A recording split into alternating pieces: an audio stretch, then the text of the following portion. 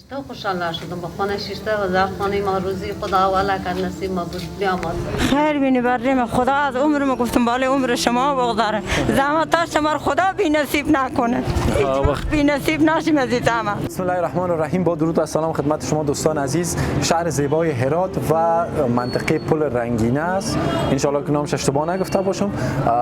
ما آمدیم که فامیلای بی‌وضاحتی که حالت بسیار اضطراری دارن، یعنی وضعیت هستن وضعیت خیلی دارد مضطر واقع شدن، ناچار هستن. ما خانه اینا را شناسایی کردیم، میریم دق الباب میکنیم.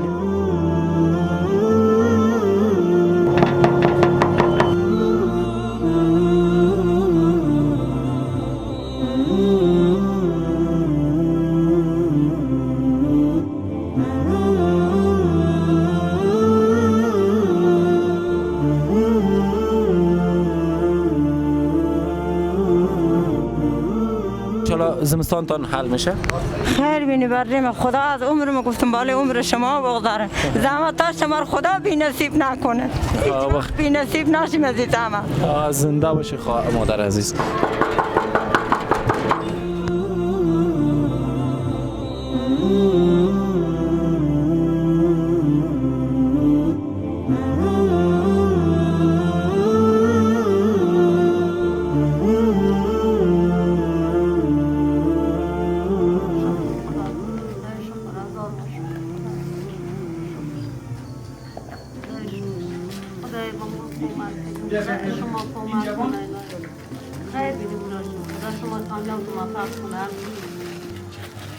بنیاد خیریه قمر به خاطر دستگیری این فرزندان و نونهالان کوچکی وطن کمپاین زمستانی برای انداخته است. شما میتونید از طریق حواله، وسترن یونین، منیگرام و همچنان به صورت آنلاین دونیت کنین و حداقل $80 اگر بیشتر از او توانایی دارین که چی بهتر.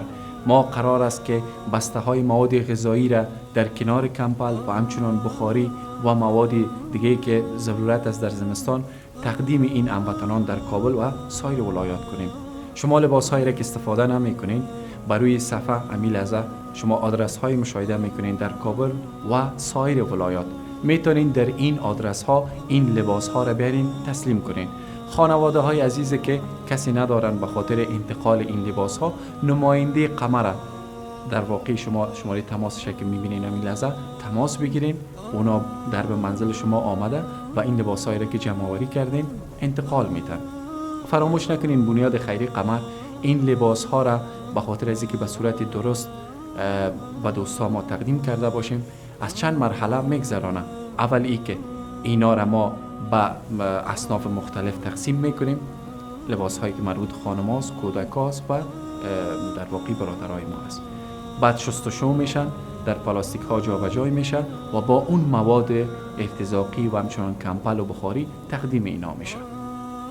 دوست عزیز، اگر شما یکی از این دو کارها و رایی که در او اجر و ثواب و پاداش است نمیتونین انجام بدین، ناتوان هستین یا نادار هستین، حداقل رای سیومی هم به خاطر رسیدن به اجر و پاداش وجود داره و اویی که این کلیپ با دوستایتان، عزیزایتان فقط شیر بزنین یا لینکش کپی کنین و در مسنجر یا در واتساپ با اون دوست شریک بسازین.